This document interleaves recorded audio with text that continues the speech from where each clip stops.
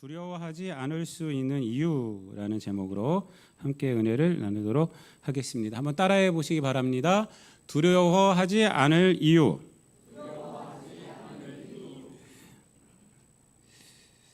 한 주간도 평안하셨습니까? 네, 하나님의 은혜가 우리 성도님들 삶에 늘 넘치시기를 바랍니다. 네.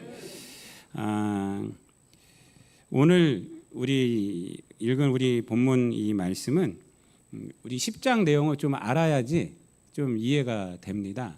10장 내용은 마태복음 10장 내용은 어떤 내용이냐면 예수님께서 이제 12제자를 이제 이름을 이제 부르시고 그리고 그 12제자를 파송하는 그러한 내용이 됩니다.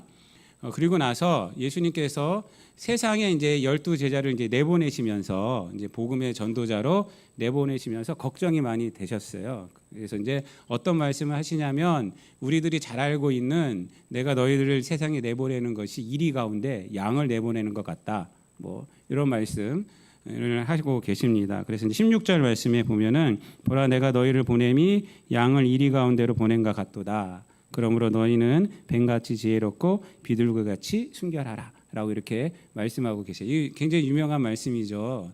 근데 왜 이렇게 말씀하시냐면 세상에 나가면 이 제자들이 인정을 받느냐? 인정을 못 받습니다. 인정을 못 받는 것을 그치는 것이 아니라 핍박을 받아요. 핍박을 받고 이제 손가락질을 받고 또 거부를 당하고 이렇게 됩니다. 그래서 이제 이 얘기를 하시는 거죠. 그래서 그 다음에 하시는 말씀이 오늘 본문 말씀입니다. 그래서 양을 이리 가운데 보낸다라는 그럼에도 보내야 되는 거예요. 그럼에도 그들은 가야 되고 그럼에도 가서 복음을 전파해야 되고 근데 그것을 끝나지 않고 그 이후에 이제 오늘 본문 말씀을 통해서 이 제자들에게 두려워하지 말라라고 말씀하시는 것이 오늘 본문의 내용이 됩니다. 그래서 오늘 본문 말씀은 그 제자들에게 용기를 주는 것이고 또 제자들에게 힘을 주기 위해서 이제 오늘 본문을 얘기를 하시는 것이 오늘 본문의 내용이 됩니다. 먼저 오늘 이제 본문 말씀에 보면은 24절과 25절에서는 어떤 말씀을 하냐면 제자들에게 야 너희가 미움 당하는 것은 당연하다라고 얘기를 하고 있어요. 왜 그러냐면 내가 미움을 당했기 때문이다라고 이렇게 이제 말씀을 합니다. 그러니까 스승인 나도 미움을 당했는데 너희도 미움 당하는 것은 어쩔 수가 없다라고 얘기를 해요. 그 24절, 25절 말씀이에요. 24절, 25절 말씀 다 같이 읽어볼게요. 시작. 제자가 그 선생보다 또는 종이 상전보다 높지 못하나니 제자가 그 선생 같고 종이 그 상전 같으면 족하도다. 집 주인을 바알세불이라 하였거든 하물며 그 집 사람들이랴. 아멘. 여러분 여기서 이 24절 말씀은 내가 너희보다 높아 이 얘기가 아닙니다. 이 말씀을 뭐 제자가 선생보다 종이 상전보다 높지 못한 것은 당연하죠. 그런데 내가 너희보다 너보다 높아 내가 선생이니까 너보다 높아 이 얘기를 하시려고 이걸 쓴 건 아니에요. 그것이 아니라 이 말씀은 뭐냐면 내가 핍박을 당했다는 거예요. 그래서 그 25절 말씀에 보면 뭐라 그래요? 나를 바알세불이라 했다니까. 집 주인을 바알세불이라고 했으니까 집 안에 있는 사람은 오죽하겠냐 이 말이에요. 이 말씀 언제 어디서 나오냐면요. 이 9장 34절에 보면은 예수님께서 귀신 들려서 말이 어눌한 사람, 말 못하는 자를 고치니까 바리새인들이 귀신의 힘을 빌려서 고친다라고 얘기를 해요. 귀신의 힘을 빌려서. 그러니까 바알세불이라고 부르는 거예요. 그러니까 예수님이 바리새인들에게 바알세불이라고 불렸으니까 그러니까 너희들도 핍박을 당하는 것은 당연하다. 이렇게 말씀을 하는 것입니다. 그러니까 이 말씀을 통해서 야 나도 핍박 당했어. 그러니까 너도 핍박 당하는 거 그거 희한하게 생각하지 마라라고 일단 얘기를 하시고 이 말씀으로 끝나는 것이 아니라 26절 이하로 보면은 두려워 말라는 말씀을 3번이나 연거푸하고 계십니다. 그래서 보면은 26절에 두려워하지 말라, 28절에 두려워하지 말고 또 그 뒤로 보면은 또 31절에 두려워하지 말라라고 이렇게 얘기를 하고 있어요. 이렇게 3번을 연거푸 얘기하고 있습니다. 근데 여기서 말하는 두려워하지 말라는 그 말 자체로도 위로가 되죠. 두려워하지 말라 하면은 그 말 자체로도 위로가 됩니다. 격려가 되고 위로가 돼요. 감정적으로 어떤 힘을 받기 때문에 그렇습니다. 근데 예수님은요, 그러한 감정적인 위로도 주시지만 이유를 주십니다. 이유. 두려워하지 않아야 할 이유를 요 세 가지, 세 번에 두려워하지 말라 엮어서 세 가지 이유를 말씀을 해주고 있습니다. 그래서 이 이유가 굉장히 중요합니다. 왜 두려워하지 않아야 되는가? 또 왜 두려워하지 않을 수가 있는가? 복음을 가지고 나갔을 때, 예수님의 제자로서 이 땅에 살아갈 때, 성도로서 살아갈 때 왜 두려워하지 않을 수가 있고 담대할 수 있는가? 이것에 대해서 이유를 말씀해 주세요. 여러분, 우리가 아는 것이 굉장히 중요합니다. 우리가 이성이 있기 때문에 아는 것이 굉장히 중요해요. 물론 우리가 담대함으로 그냥 나가도 되겠지만은 그거는 한계가 있어요. 우리가 알고 나가야 돼요. 알고. 그래서 오늘 이 본문 말씀, 이 세 가지 무슨 이유인지를 우리가 좀 알아야 합니다. 이것은요, 어떤 것이냐면요, 두려워하지 않을 수 있는 근거가 되는 것이기도 하지만, 예수님께서 세 가지를 말씀해 주신 이 세 가지 내용은 복음의 핵심이기도 합니다. 믿음의 핵심이기도 해요.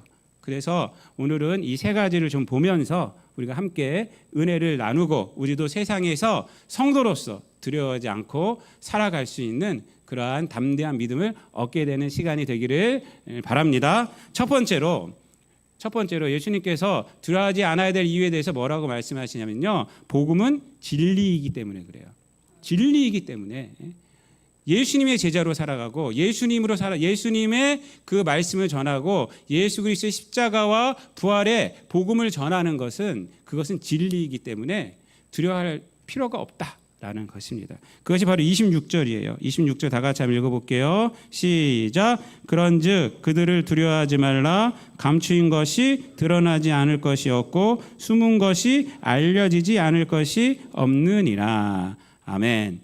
이 구절은요, 우리가 좀 잘 봐야 하는데, 단순히 하나님 앞에서 모든 것이 다 드러난다라는 의미가 아닙니다. 이 구석에서 무슨 죄를 져도 너희도 다 드러난다. 그러니까 솔직하게 살아라. 이 말씀이 아니에요. 이런 의미로 하시는 것이 아니라, 이 말씀은 세상이 복음에 대한 잘못된 자세를 갖고 있음을 뜻하는 것입니다. 그러니까 지금 세상은 제자들이 뭘 전해요? 복음을 전하잖아요. 예수님의 제자로서 살아가고 있지 않습니까? 근데 세상은 어떻게 해요? 그 복음을 거부하고, 그리고 복음에 관심을 갖지 않고, 오히려 복음 전하는 자를 핍박하고, 그리고 복음을 무시하고 있지 않습니까? 이러한 복음에 대한 세상의 태도를 감추고 숨기고 있다는 것으로 말씀하는 거예요. 그러니까 세상은 복음을 듣긴 들어도 그걸 감춰버린다는 거예요. 듣긴 들어도 그걸 숨겨버린다는 거예요. 그렇지만 세상이 아무리 복음을 거부하고 복음을 외면할지라도 결국 복음은 어떻게 된다는 거예요? 드러난다는 겁니다. 세상이 아무리 제자들이 복음을 전하는데 그 복음에 대해서 무시해버려, 복음에 대해서 외면해버려, 오히려 복음 전하는 자들 핍박해버려. 그럴지라도, 그렇게 숨기고 세상은 그렇게 할지라도 복음은 어떻게 돼요? 드러난다는 겁니다. 복음은 진리이고 복음은 생명이기 때문에 반드시 그것은 드러나게 된다는 것입니다. 여러분, 진리라는 것은요, 타인의 수용 태도에 상관없이 진리입니다. 저 사람이 인정해 줘야지 진리가 되는 것이 아니에요. 진리인 것은 어디에 있어요? 진리에 있어요. 진리는 진리이기 때문에 진리지, 진리가 저 사람이 인정해 주기 때문에 진리가 아닙니다. 믿습니까? 여러분, 복음은 세상 사람들의 평가와 상관이 없이 진리입니다. 그래서 복음을 거부하는 것은 누구 손해예요? 자기 손해예요. 자기 손해. 예수님 믿지 않은 것은 누구 손해예요? 믿지 않은 사람의 손해예요. 그 숨긴 것은 어떻게 돼요? 드러난다니까요. 자기들이 거부하고 외면하고 복음을 전해서 숨겨버렸어요. 자기가. 그래도 어떻게 한다고요? 복음이 진리인 것은 드러난다 라는 것입니다. 그래서 예수님께서 제자들에게 이렇게 말하는 거예요. 27절 다 같이 읽습니다. 시작. 내가 너희에게 어두운 데서 이루는 것을 광명한 데서 말하며 너희가 귓속말로 듣는 것을 집 위에서 전파하라. 이렇게 말해요. 예수님께서요, 복음을 어두운 데서 말하지 않았었어요. 그렇죠? 딱 터놓고 얘기했어요. 그래서 예수님이 잡히실 때 이런 얘기를 했어요. 왜 너희들이 밤중에 와서 날 잡아가느냐. 내 낮에 성전에서 가르치고 그랬었는데 그때는 안 잡아가고 이런 얘기 하시잖아요. 근데 이렇게 지금 여기서 이렇게 말씀하시는 것은 뭐냐면 이 구절의 의미는 비록 복음이 전해지는 것이 어두운 상황 같고 귓속말로 은밀히 전해지는 상황 같더라도, 예? 왜냐하면 복음을 전해도 듣지를 않아. 오히려 핍박당하고 그래요. 그럴지라도 실망하지 말고 어떻게 하라는 거예요? 광명한 데서 전하고 집 위에서 전해라 이거예요. 사람들이 거부하고 핍박하고 외면하고 그럴지라도 듣지 않아도 집 위에서 이렇게 선포하라라고 말씀하고 있는 것입니다. 그러니까 예수님은 제자들에게 핍박하는 이 세상을 두려워하지 않을 수 있는 것은 뭐예요? 복음이 진리라는 거예요. 복음은 드러나게 된다. 저 사람들이 세상이 아무리 거부하고 숨기고 할지라도 복음은 드러난다. 복음은 진리다라는 거예요. 여러분, 그러니까 두려워하지 말라는 거예요. 여러분, 우리들도 마찬가지입니다. 우리 인생을 살아갈 때 우리들이요 생명과 관련된 일을 하고 그리고 진리와 관련된 일을 할 때는요 자부심이 있어요. 돈을 못 벌어도요, 남들이 인정 안 해줘도요 우리 자부심이 있습니다. 왜요? 생명과 관련된 일을 하기 때문에, 진리 위에서 살아가기 때문에 자부심이 있어요. 그러나 진리가 아는 일에 그리고 거짓말로 이렇게 살아가면요 그 사람은 초라해요. 자기 자신이 초라해요. 돈을 많이 벌지라도 사기쳐갖고 돈을 많이 벌고 무슨 일에서 많이 벌지라도 떳떳하지 못해요.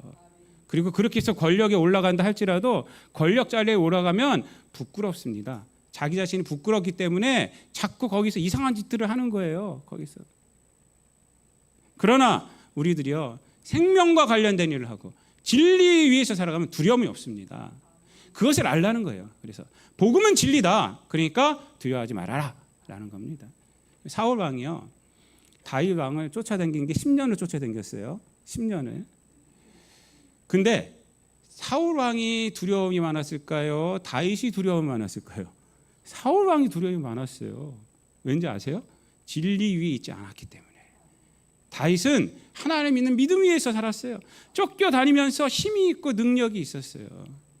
그 증거가 뭐냐면 사무엘상 28장을 보면은 사울 왕이요 거기서 국민들의 신임을 얻기 위해서 어떤 조치를 내리냐면 신접한 사람들 그리고 박수무당 이런 사람들 그거 못하게 만듭니다. 그거 하면 죽인다. 이렇게 조서를 쫙 내려요. 그렇게 내립니다. 이렇게. 그러니까 믿음의 행동 같죠. 그런데 그 사무엘상 28장 3절에서 그렇게 해놓고 7절 8절에 보면은 자기는 어떻게 하는지 아세요? 신접한 여인을 구해요. 신접한 여인을 구하라. 그래서 엔돌에 있다. 그러니까 변장을 탁 하고 엔돌에 가서 누굴 찾습니까? 죽은 사무엘의 영혼을 불러달라고 그래요. 이게 왜 그래 이게? 이 사울 왕이 불안하니까 그런 거예요.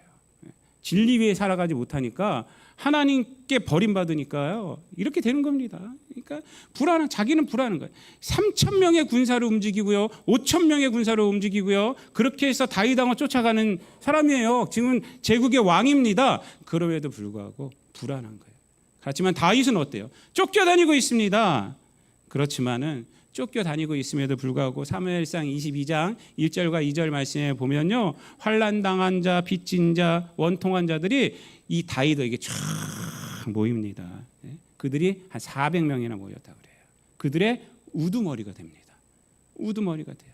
그리고 그들을 다스리는 거예요. 그들을 돌보는 거예요. 벌써 이 사울 왕에게 쫓겨다닌 세월이 10년인데 이들을 돌보면서 무슨 수업을 시켰느냐? 하나님께서 왕이 되는 수업을 시킨 거예요. 왕이 되는 수업을 거기서 한 거예요. 거기서.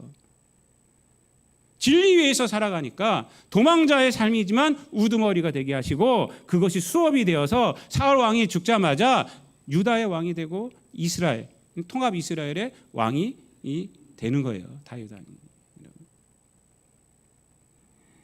여러분, 진리를 품은 사람은 핍박 속에서도 위축되지 않고 자신의 삶을 통해 진리가 살아있음을 세상에 당당히 선포하게 하나님께서 만들어 주십니다. 믿습니까? 여러분? 그걸 믿고 우리가 살아가는 거예요. 그걸 믿고 진리에서 살아가는 거예요. 우리가 이 세상 살아가면서 우리가 성도들이요 이 세상의 수법을 쫓아가지 마세요. 여러분. 진리 위에서 살아가시라고요. 그만 지금 비록 그것이 우리에게 물질적으로 조금 손해가 될 수도 있지만 하나님께서는 그것을 통해서 우리를 훈련시키고 하나님의 뜻을 드러낸다는 것입니다. 예수님께서 말씀하는 거예요. 복음이 진리다. 감추인 것, 숨긴 것 다 드러난다. 저 사람들이 외면하는 것 다 드러난다. 괜찮다. 복음이 진리다. 그러니까 너 두려워하지 말아라. 제자들아 두려워하지 말아라. 그래요. 여러분 복음이 어떻게 됐습니까? 지금 이렇게 핍박받지만은 처음에 핍박받았지만 우리가 지난 수요일날 사도행전 끝났어요. 끝나고 이제 이번 주부터는 전도서를 좀 보려고 합니다. 성문서를 보면서 좀 은혜를 나누려고 하는데 여러분 어떻게 됐어요? 사도행전 보세요. 복음이 그 지중해 그때 전 세계였어요. 로마 세계를 다 퍼져 버렸습니다. 복음이 왜요? 복음이 진리이기 때문에 쫙 퍼져서 그리고 시간을 넘어서 시대를 넘어서 그 복음이 어디까지 온 거예요? 2000년이란 시대를 넘어서 우리까지 온 거예요. 복음이 없어지지 않았어요. 어떻게 됐습니까? 감추어지지 않았어요. 숨겨지지 않았어요. 다 드러나서 우리까지 믿게 되고 이 자리에서 하나님의 이름을 선포하고 있지 않습니까? 이게 복음이 진리라는 증거가 됩니다. 여러분 복음의 삶, 제자의 삶, 성도의 삶을 두려워하지 마시기 바랍니다. 진리 위에서 살아가고 있어요. 두 번째로 하나님이 심판자이시다. 그러니까 두려워하지 말아라 라고 말씀하고 있어요. 28절 말씀 다 같이 읽습니다. 시작. 몸은 죽여도 영혼은 능히 죽이지 못하는 자들을 두려워하지 말고 오직 몸과 영혼을 능히 지옥에 멸하실 수 있는 이를 두려워하라. 아멘. 여러분 이 세상의 권력자들은 우리에게 육체적인 고통만 줄 수 있다는 거예요. 그런데 하나님은 영혼까지도 다스리시는 분이다라는 것입니다. 이것은 뭐냐면 하나님이 인간의 역사의 심판자가 되신다는 거예요. 다른 말로 하면 뭔지 아세요? 이 말이요. 우리의 삶은 세상 사람들 앞에서 평가받는 것이 아니라 하나님 앞에서 평가받는다는 겁니다. 하나님 앞에서 평가받는다는 거예요. 우리의 삶은. 그러니까 두려워하지 말라는 거예요. 우리 육신만 가지고 이 세상 갖고 이런 사람들 앞에서 두려워하지 말아라 라는 거예요. 여러분 성경은요 인간이 육체의 죽음으로 끝나는 존재라고 결코 말하지 않습니다. 성경은 뭐라고 말하느냐? 반드시 죽음을 이기신 예수 그리스도의 부활로 말미암아 우리도 죽음을 이기고 부활하게 되고 하나님 심판대 앞에 설 것이다. 이 얘기를 하고 있어요. 여러분 죽음 위에서 심판대 앞에 서는 거예요. 다 서요. 다.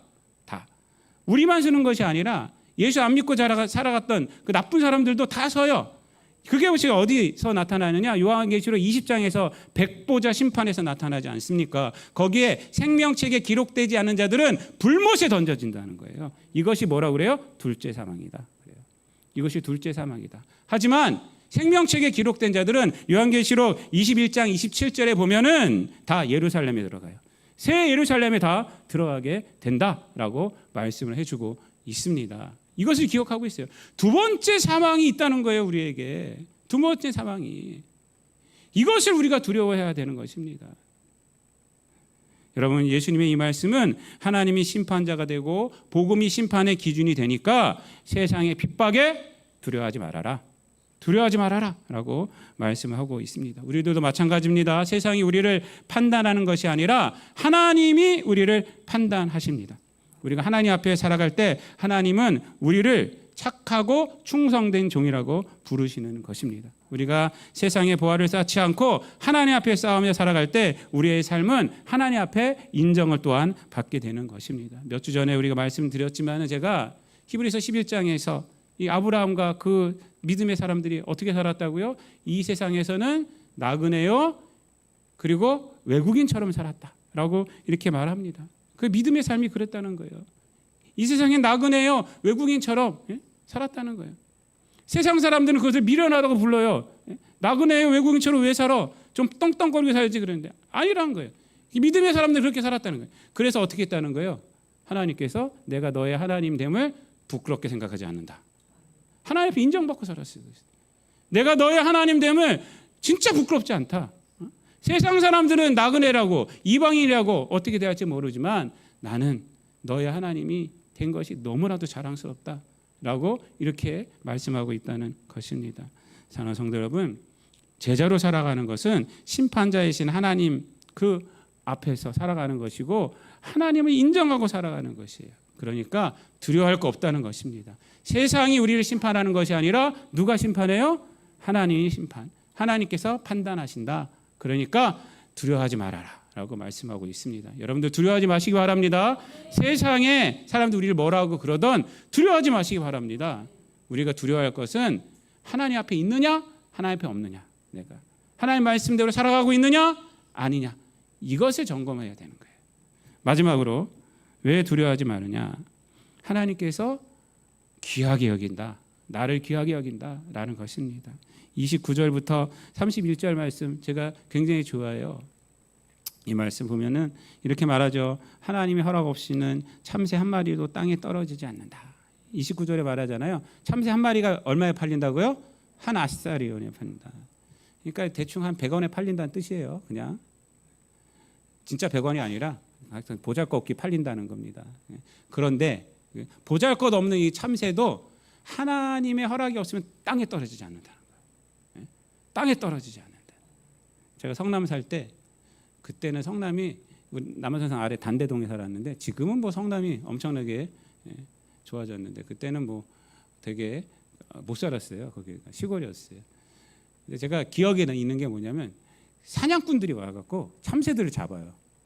공기총이나 이런 거 갖고 와서 이렇게 잡는 것을 제가 직접 보고 그랬어요. 한 번은 그 이발소에서 이렇게 이발을 하는데 맛있는 냄새가 난로에서 나는 거야. 참새를 구워 먹고 있는 거예요. 얼마나 맛있는 냄새가 나는지 제가 야 참새가 저렇게 맛있는 거구나. 제가 그때 처음 알았어요. 제가. 그런데 이 한 마리 팔려면 어떻게 해야 되는 거예요? 한 마리 팔려면 땅에 떨어져야 팔 거 아니에요. 그렇죠? 사냥꾼이 잡아야지 팔 거 아니에요. 하나님이 허락하지 않으면 사냥꾼이 못 잡는다는 거예요.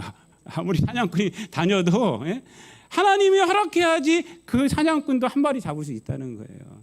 이 무슨 얘기입니까? 하나님이 이 세상을 주관하고 계신다는 거예요. 이 세상 역사의 주관자가 누구예요? 하나님이시라는 거예요. 그런데 그 다음에 보면 뭐라고 그래요? 그 다음 말씀이요. 이렇게 말을 합니다. 30절 말씀 뭐라고 그래요? 다 같이 읽어볼게요. 시작. 너희에게는 머리털까지 다 세신 바 되었나니, 이렇게 말합니다.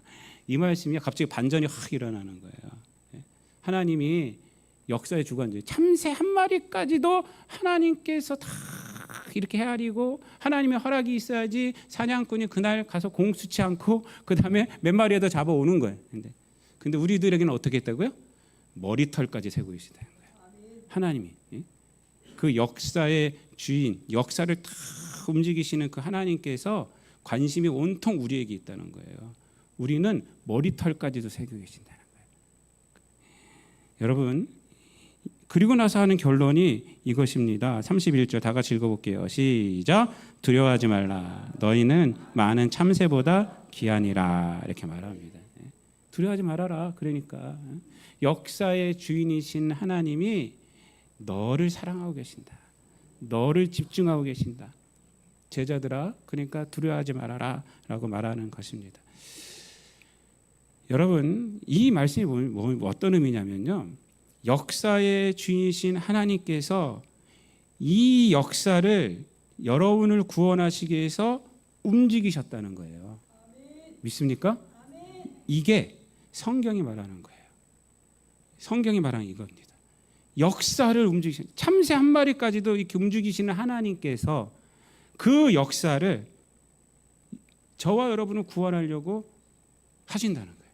그러니까 이게 무슨 얘기냐면요, 하나님의 그 역사, 그러니까 능력이 아니라 히스토리입니다. 히스토리. 하나님의 히스토리는 저를 구원하려고, 여러분을 구원하려는 것이 하나님의 히스토리예요. 하나님의 역사예요. 여러분, 세상의 중심은 누굽니까? 하나님이세요. 근데 하나님의 중심은 누군지 아세요? 여러분이란 거예요. 이 세상은 하나님 중심으로 돌아가는 거예요. 근데 하나님의 중심은 바로 저와 여러분에게 있어요. 성도님들을 살리고자 예수님을 이 땅에 보내시지 않았습니까? 하나님의 시간은 온통 여러분을 살리고자 하는 거예요. 하나님의 히스토리는 여러분을 살리고자 움직이고 달리시고 있다는 거예요. 그 하나님의 열심, 그것을 우리가 알아야 하는 거예요. 그 얘기를 지금 하고 있는 것입니다. 예수님은 우리를 살리기 위해서 뭘 하셨어요? 자기 자신을 십자가에 달리셨어요. 자기 생명의 목적이 뭐예요? 저와 여러분을 살리는 거라고.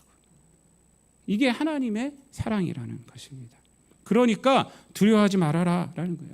너는 하나님의 역사의 주인공이다. 하나님의 히스토리의 주인공이 바로 너다. 그러니까 두려워하지 말아라 라는 거예요. 사도 바울이 에베소서 1장 4절에서 그 창세전에 그리스도 안에서 우리를 택하셨다라고 고백하잖아요.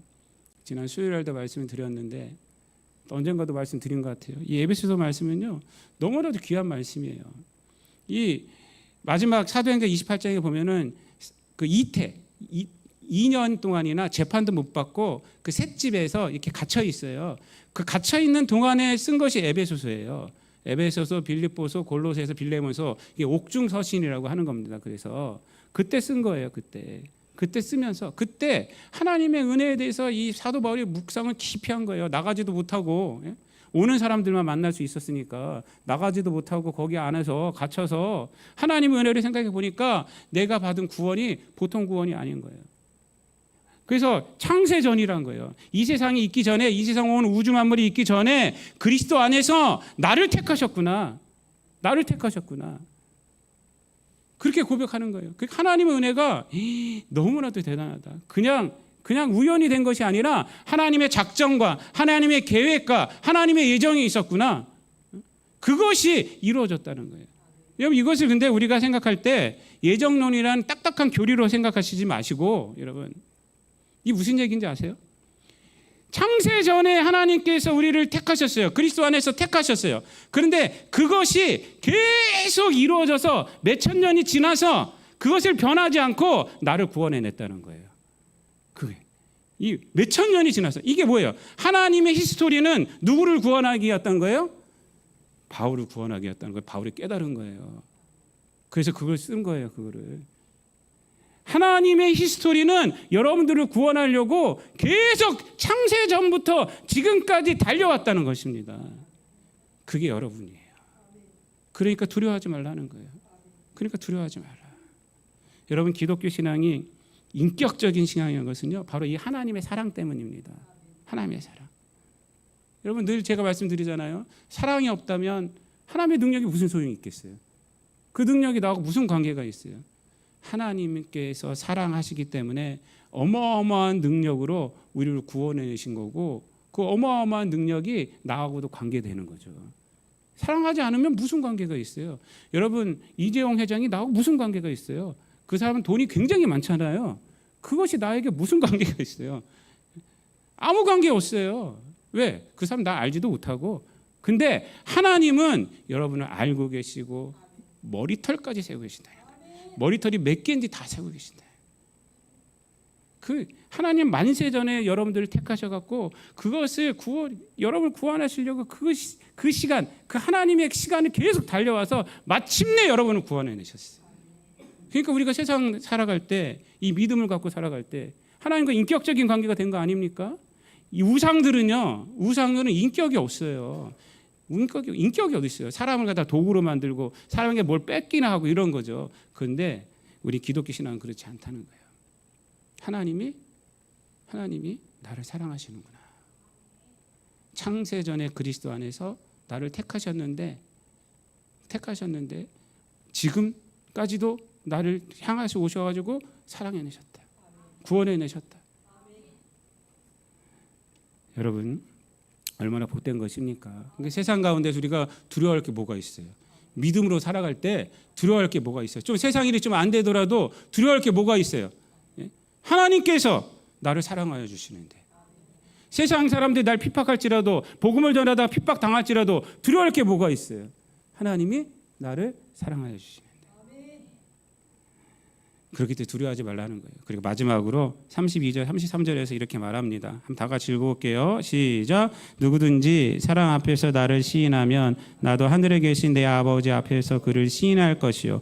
누구든지 사랑 앞에서 나를 부인하면 나도 하늘에 계신 내 아버지 앞에서 그를 부인하리라. 아멘.